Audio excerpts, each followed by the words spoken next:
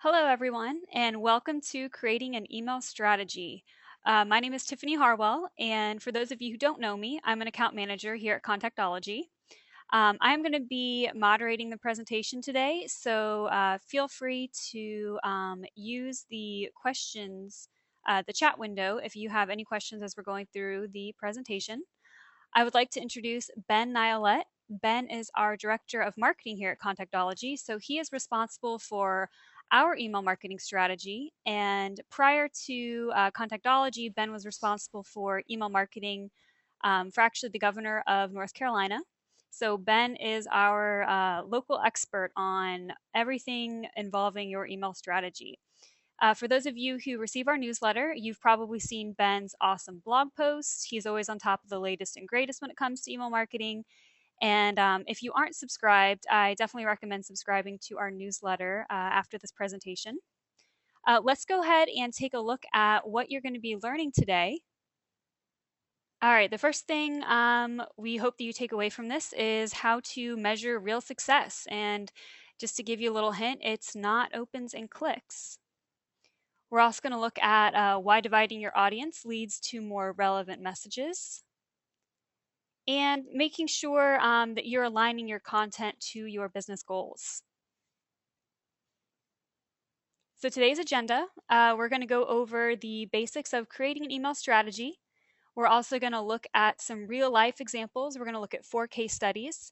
And we have saved time, hopefully, for questions at the end. But like I said, feel free to use that chat window and send those to me as they arise. And we might pause and answer a few questions during the presentation. And if we don't get to your questions, we'll be sure to follow up after the meeting.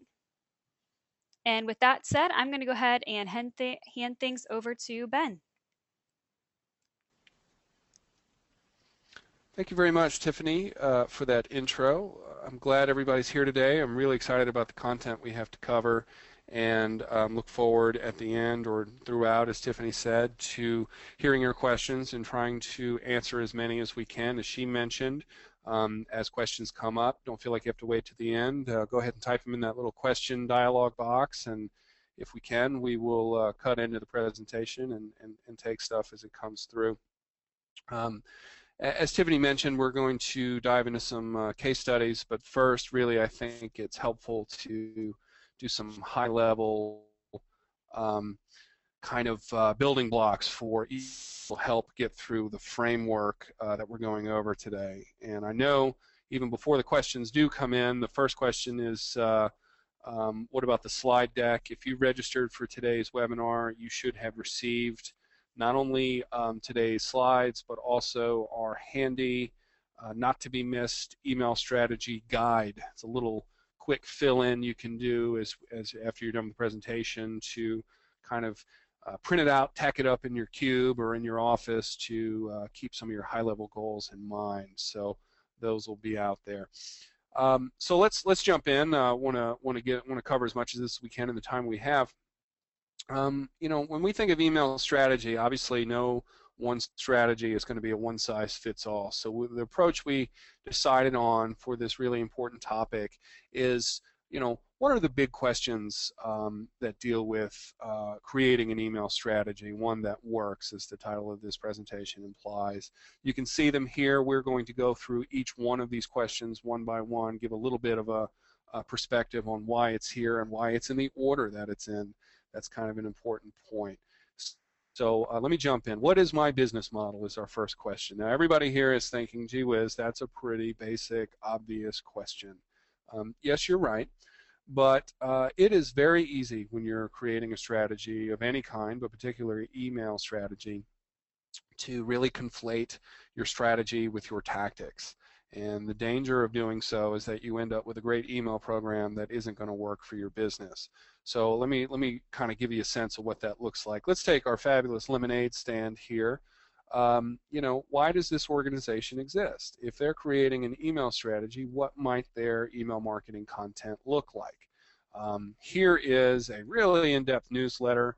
It's great content. It's really well researched. It's engaging. It's interesting. You can see here we've got a chart indicating what the lemon futures are looking like, what the crop is, what prices are out there, and commodities and things.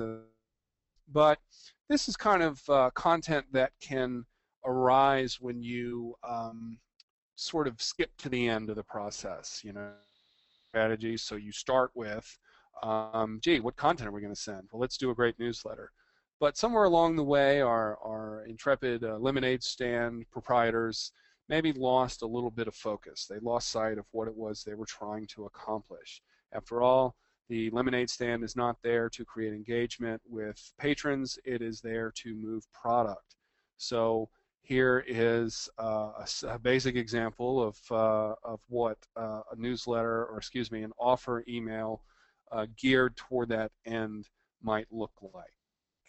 Again, the larger point we're making is you start with your business model, because everything's going to have to flow back to why are you doing all of this in the first place.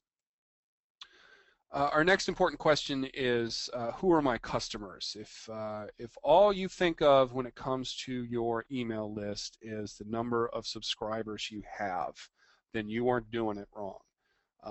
We all know, I bet everyone on this webinar, if you currently have email subscribers, can tell me within about 100 how many you have. And that's important. That's a good way to measure success. But what else do you know about them? We will, let's dive in a little bit further and see why this matters. Knowing a little bit about your customers is really, really an important part of not only email marketing, but being in business in the first place. We've listed here some of the various things you might know or learn about your subscribers. The important point is not all of these are relevant for your business. What is important is that you establish early on which ones really do matter for your business, which ones are going to be important. And one of the things that you come up with when you do know more about your customers are lots and lots of different data points and opportunities to create better content and engage better with your audience. We've listed some of the things that you can do a better job of if you know who your audience is. Excuse me while I grab a quick sip of water, getting over a cold. Sorry about that. One of the questions we got when we had people sign up for this webinar was from someone who was in kind of the elder care industry, kind of a not quite, maybe nursing home. It was hard to tell from the registration, but the question was, what do I do about the fact that my email subscribers are elderly? Here's a perfect example of how knowing that about your audience is going to inform a lot. It's probably going to inform when you're going to send your content. It's also going to inform, frankly, how much content. It's good. As I said, it will inform, for example, if you have an elderly audience, I don't think you're going to want to send email with a great deal of content. You're not going to want confusing, conflicting messages. You're going to keep things very simple. Very easy to see what you're asking or trying to communicate. Knowing who your audience is going to inform quite a bit about everything that follows, which is why we made this our second important question. What are my goals for email? So everybody's thinking opens and clicks, right? Well, at this stage, we are talking big picture. What are your high-level wish list? What are you trying to accomplish by sending this email? We're going to see how this plays out in a minute, but remember, at this stage, we're not worried about getting the opens and clicks. We're worried about designing a program that is going to work for our business. And then what content supports my business goal is our next big question. If you're looking to, and again, this is about thinking of not all email campaigns are going to be alike. And so what we're talking about here is what do different types of campaigns do for you. If your goal is to increase brand awareness, as you can see, demonstrate thought leadership, build engagement, that's perfect for what you might think of as a newsletter type content. Think back to our lemon crop report earlier. If you're looking to drive sales or increase product awareness, make money, something in the order of an offer or promotion. I'll go through the rest here. If you got maybe a more complicated product, a more expensive high-end product, you have customers who go through a life cycle, maybe it's a B2B type relationship, You're looking to keep the customers you have or even bring them back. You might think of a drip series or a drip campaign of kind of automated triggered messages that go out. And then, this last category is a little hard, but if you're sending kind of daily content, news, whether that's news or kind of a daily deal type setup, we'll sort of call those updates for lack of a better term. So again, the high level point here is that start thinking now about the types of content that are going to work for your business. There's no strategy without the ability to measure how you're doing. How will you measure results? This is actually something you need to build into your email strategy now. And we've alluded to opens and clicks and the role they play. They are absolutely important, but they are email metrics. To measure how your strategy is doing, you're probably going to have to bring in at some level outside data, whether that's sales numbers for your business or how's your website doing? Did people show up to the event? Did people show up to the webinar you put on? Those are the types of outside factors that probably are going to figure into measuring success for your email strategy. So let's put all these together. Okay, we've been through our big questions. Let's look how in a business to consumer context this might play out.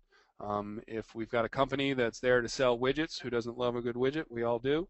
Their business objective is to sell widgets through their website, kind of an e-commerce. Their strategy then is, one of their strategies for sure, they'll have many, is to really target customers that they know are considering a purchase.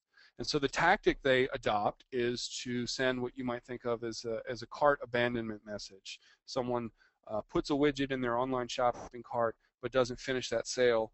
Our widget company is going to want to make sure it goes back to those customers with a really highly targeted follow-up message. In a B2B context then, let's look at it from a different point of view. If the business objective is to sell sort of high-end manufacturing equipment, something that a mall to buy, but something that's a very large capital investment. Their strategy, one of their strategies again, is going to be to guide these potential customers through what's probably going to be a long sales cycle. Going to have a lot of questions about the product, a lot to consider. So one of their tactics is, again, an automated message, but this is more of a drip campaign. It's educating about the product, it's answering frequent questions, it's touting the benefits and the value propositions of that product, and they're getting these people to email from a would you like more information type form on the website. So really trying to make sure before we go any further that you're distinguishing between the business objective, the strategy to achieve that business objective, and the tactic to be successful at that strategy. That's ultimately what this is all about. So let's jump into our case studies. I learn best from sort of seeing how this plays out in the real world. So let's leave the theory behind and look at how some great organizations are putting this into practice. I want to give a special thank you at this point to representatives from these organizations. They were very generous with their time and lent their insight to us, and all in the name of really providing information for others. So some of them may be on the webinar with us, and you know who you are. Thank you very much. I think you've done a great service for your fellow email marketers here. Our first case study is going to be with a great company called Mossy Oak. They are based in West Point, Mississippi.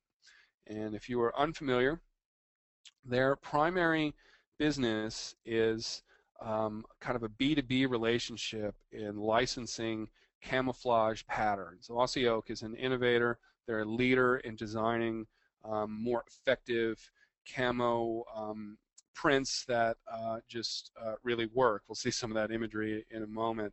But why is this B2B? Because generally they're not doing the heavy lifting when it comes to manufacturing clothing, hats, boots, gear, all these things. What they are doing though is researching, designing, creating patterns, and then licensing them to manufacturers who then go to market and say, here's our jacket printed with the Mossy Oak pattern such and such. So it's B2B, even though ultimately it's consumers that are using those products. Now they've also developed, here's an example of one of their camouflage patterns, by the way. I love the imagery from Mossy Oak's website. This is their breakup infinity pattern. If you can even spot the hunter, maybe you can't. He's well camouflaged. In addition to that B2B camo licensing business, Mossy Oak also has some B2C brands that have sort of sprung up around it, and these are kind of built around those who manage and for typically that's used for hunting, whether that's for planting the kind of flora and fauna that are conducive to growing healthy animals. They also have a business that's just people who want to buy that type of land. And then biologic is a sort of feed for these types of animals. So it's very much in the same genre in terms of who their customers are. So what does that mean? Let's look at their customers. This is some language from their website. I think it's just a quick way to get a sense of who they are speaking to, who they're trying to appeal to. And as you can see, the main emphasis here is they're looking to have a conversation with people who have a real love for the outdoors, who embody the hunting lifestyle in their daily lives. So not necessarily people who hunt every day, but people who really feel a connection to that life. And that's really who Mossy Oak is trying to speak to. We'll see why that is important as we dip into their email content here. So what are their goals for email? It's going to be a little bit different than maybe what you're used to thinking about. Their email goals fundamentally are to have a branding concept. This is a little bit of some insight from Joe, who at Mossy Oak, who was gracious enough to lend me some time and walk me through some of how this works. But as Joe put it, they are promoting a lifestyle with email. They are not, as he says, really necessarily pointing readers of this newsletter to their website in terms of the content. They are engaged in conversations about this pursuit, this outdoors life that we just took a look at. So here is their newsletter. This is Wildlife Obsessions, recently gone through a redesign, so I apologize you're not looking at the latest version, but this is pretty current. We love the design of this thing. I think it's really nice. So what Wildlife Obsession is a newsletter. It is the digital version of their print Gamekeepers magazine, which has a very similar objective. The digital version is free, so if you're interested in this kind of stuff, I highly recommend giving them a look and signing up. But as you can see, the articles here are kind of in and about hunting and outdoors life. These are, again, sort of just useful tips. They're kind of fun articles. And as we mentioned in the last slide, they do not necessarily send people to the Mossy Oak website. I mean, who here has a newsletter where you consider to someone else's site? But for Mossy Oak, this newsletter is about great content. It's about connecting with this audience. It is about branding and awareness and making a true connection, letting consumers know that this is a company that really understands them, that really cares about them, and really has a strong relationship with them. Given that that's a little bit of a complicated concept, how do they measure results? You can see an article here about that magazine and the newsletter we were just looking at. Obviously, someone thinks it's pretty good content, but how else might they do it?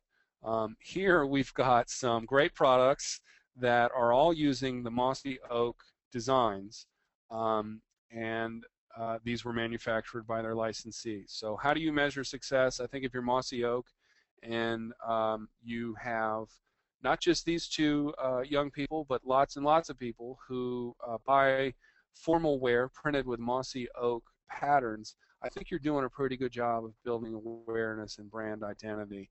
Just for fun sometime, Google Mossy Oak prom. Some great looks and great dresses and tuxes, all in those patterns, just like our John Deere pull-on camo boots for women. Again, these are manufacturers who are licensing the Mossy Oak patterns to sell to consumers. So again, we talked earlier about looking for business metrics to measure email success. That's what Mossy Oak is doing. So let's sum it up real quick. We'll go through our questions. Their business model, they're primarily B2B, licensing of camouflage patterns.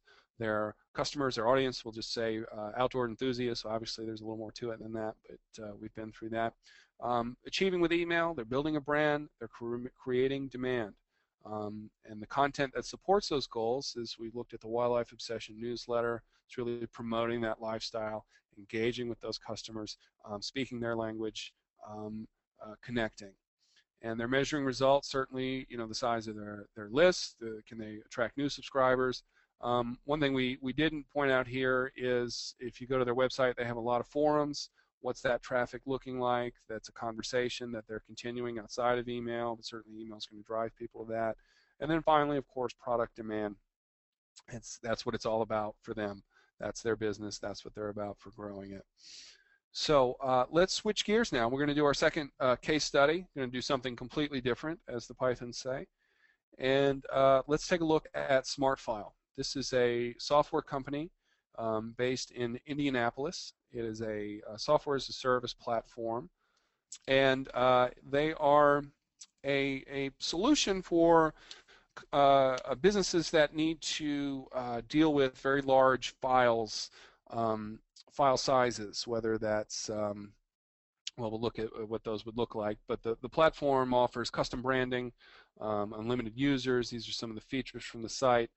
But generally, organizations that are going to be dealing with now in terms of, video professionals or commercial printers, architects, they're going to have large files and they need an efficient way to move those around from one user in the office to another or one client to another. When it comes to their customers, who the customer is right now is not necessarily as important as when the customer is. And what I mean by that is, as a SaaS company, SmartFile operates with a 14-day free trial. So they acquire new customers by offering a free trial of the software, letting these customers try out the software, and then hopefully ultimately making that conversion to a paid customer. So again, for SmartFile, when it comes to their email strategy, at what point along that timeline is the particular user? And here, what are their goals for email then are to push users along that buying cycle. Here are 3 messages in a larger drip series. We've mentioned drip campaigns a couple of times already. Here's an example of a good one put to good effect. And to bring home my point about when customers are, notice that each of the messages has something in common, this little calendar item. Again, who is their audience? As Kevin told us, they know the buying cycle and they're looking to create some sense of urgency, get them to make a decision. So what are they trying to accomplish with email? Push those customers along that buying cycle. So what content supports that?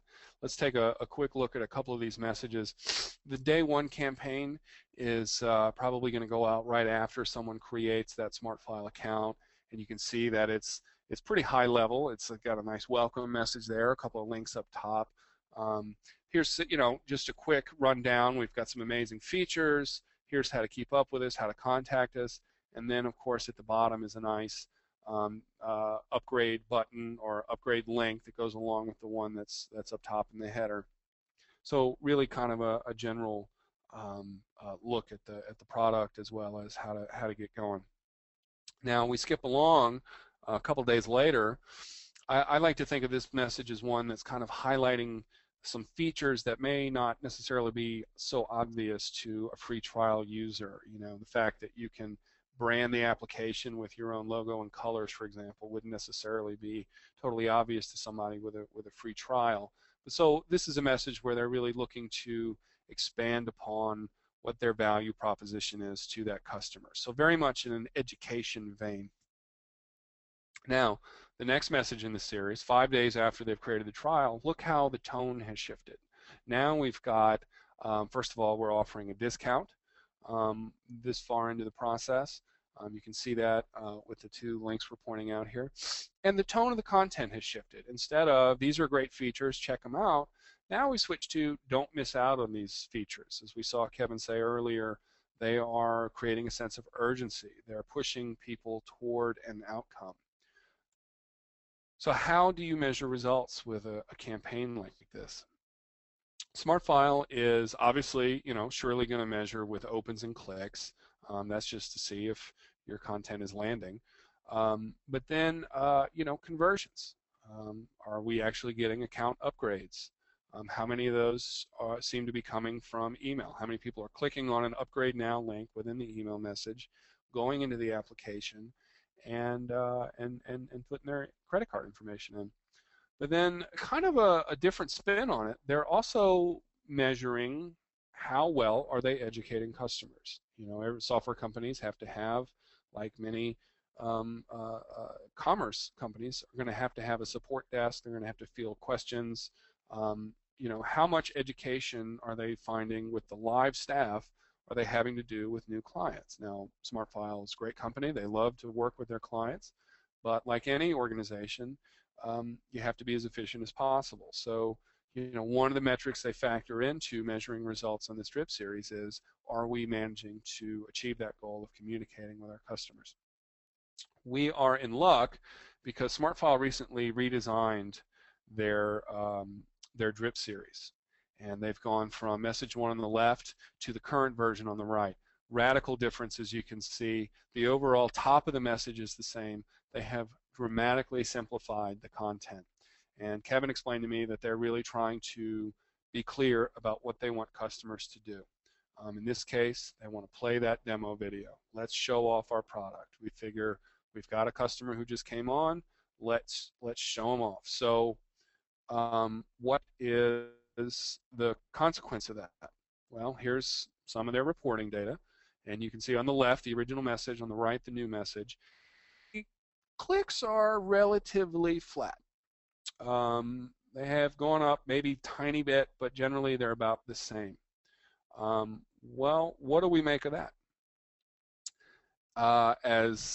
So in terms of the email metrics, not much has changed. Maybe some more opens. Hard to really put a finger on why that would be. But in terms of the business metrics, this is the success. They're seeing fewer questions from new customers because all these customers are being driven to watch this video that probably would answer all those questions. And they've seen an uptick in conversions. So this is how you measure real success for SmartFile. You are using email to drive these particular outcomes that you had in mind. And I think it's a great look at how it does. And as Kevin says, they are just data. Everything they do, they want a metric around it. They're making logical decisions based on all of those things. And of course, the next step for SmartFile is to expand what drip campaigns they can send, maybe be a little more targeted. All of that is going to be driven with data. So I think it's a really good look in how that works. And so if they were to fill out what our 5 question survey would be on their strategy, you can see here they're obviously a software as a service. They're a file transfer solution for business. Their customers are businesses, so they're B2B framework. And generally their customers in terms of the SmartFile platform are looking to handle large files among a group of people. What are they trying to achieve with email? We looked at it. They're looking to nurture that sales cycle, get customers to convert. So there's an education piece to that with the nurturing. There's finally make the sale piece with the language, and each of those messages has its own goal. And the content, of course, that supports that are these automated drip series, these campaigns looking to explain the features, explain the benefits, educate, all those things, and then finally, sort of make that final pitch to buy in. And they're measuring results. We just saw that very, very well illustrated with email metrics. Certainly, are people engaging with this content? But then also, what's happening once they do? Are we seeing more upgrades, fewer upgrades? Are we seeing more questions, fewer questions? Those are sort of key performance indicators for SmartFile. Now we're going to switch gears yet again. We just looked at 2 for-profit concerns. Let's look now at something a little different in the sense of the Parents Campaign. They are based in Jackson, Mississippi, our second Mississippi email marketer for the presentation. Just a coincidence there, folks. They are a nonprofit advocacy organization. You can see some of their key facts here. Their ultimate mission is to promote better public schools through parent advocacy. So really their model is they are engaged with the Mississippi legislature in a lobbying capacity, but their real strength is their ability to, it's called the Parents Campaign, to rally parents to that cause. That is what they're there to do. So it's not really a business model per se, but they certainly have measurable objectives. Now, who are their customers? Same question, different look at it. We can sort of get a quick look at that by looking at their website sign-up form. It's probably more than most of us would put on our own website, but we probably have different objectives. For the Parents Campaign, their customers are parents. They are people who have a stake in public education in Mississippi. And it's very important, we'll see in a minute, for the Parents Campaign to know kind of what that stake is. So you can see their sign-up form. One of the things that they are sure to collect, that they need to collect, is what school district does your child go to school in? And you can see on the sign-up form here, they're collecting that maybe in the Bay St. Louis, Waveland School District, whatever it is. The whole state is represented there. So for the Parents Campaign, knowing their audience is really based on knowing who they are in terms of where they live, what school they have a stake in. The reason for that is they have two primary goals for email. Number one, very simple, is to keep their audience informed. What's going on down at the legislature? If you've ever tried to follow the progress of a bill, I can promise you it is more complicated than it has any kind of right to be. The old saying about sausage and laws applies. It can be very complicated. And, you know, the news media is unlikely to cover the day-to-day happenings on a bill the way that someone who's trying to follow what's happening with this bill would want. So one of the things the Parents Campaign is there to do, if you look at the campaign on the right, the level of detail they are providing, certainly this is meant to be information as the process goes forward, not just what happened once it's done. And that feeds into really what their email goals are all about, which is rally support. We talked about their audience being parents. We talked about you know, sort of knowing where those parents are in the state. They need to be able to deliver timely calls to action, get parents engaged. And so for the content to make that work, Cindy White from the Parents Campaign gave us a little insight on that. They certainly, as we've seen, want people to become more involved. Now, I mean literally pick up the telephone and become involved. And so to do that, they have to make it as easy as possible to get their constituents, their audience, these parents, in other words, engaged. And you can see from a campaign, they've put the information they have about their customers to really good use. They are sending an email that says, here's what's going on with this bill we've been telling you about. This is a really important time. We need you to help us influence the outcome. Here's the name and phone number, both at home and at the state capitol, for the person who represents you in the House and the Senate.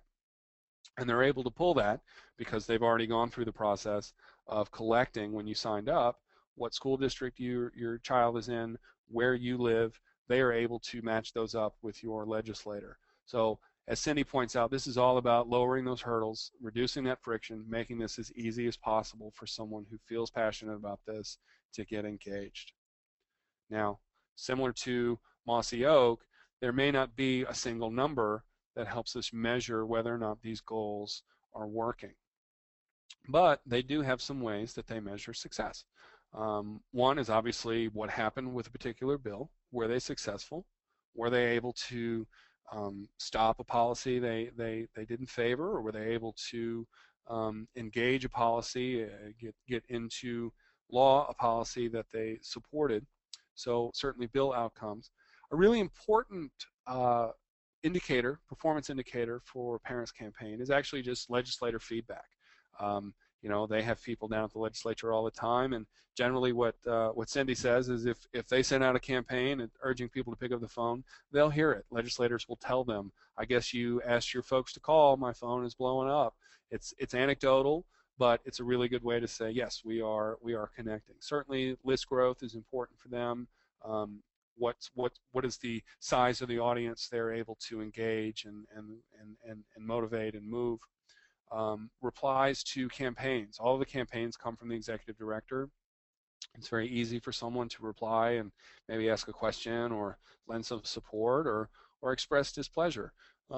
That kind of engagement for them is a really important way to sort of be accountable and to know whether they're landing with their message.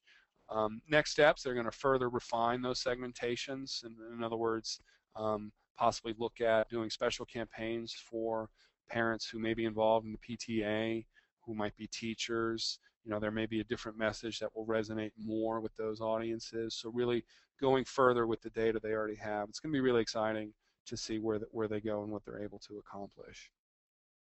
So the Parents Campaign put together our little worksheet. They're business models, not so much a business. They're a nonprofit public education advocacy organization. Their customers are Mississippi parents who have a vested interest in the improvement of pre-K through 12 public education in Mississippi.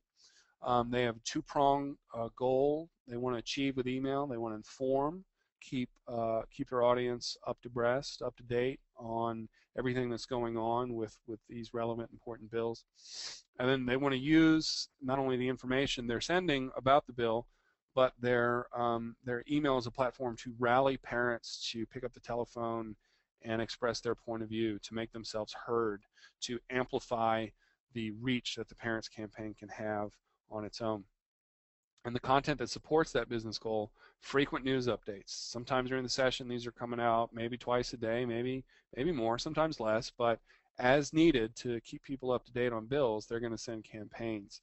And then, of course, calls to action on very specific, important issues in bills. And as we saw, they're pulling in those direct phone numbers and names, so people don't have to go looking up who their legislator is. They're able to get it right from the email campaign.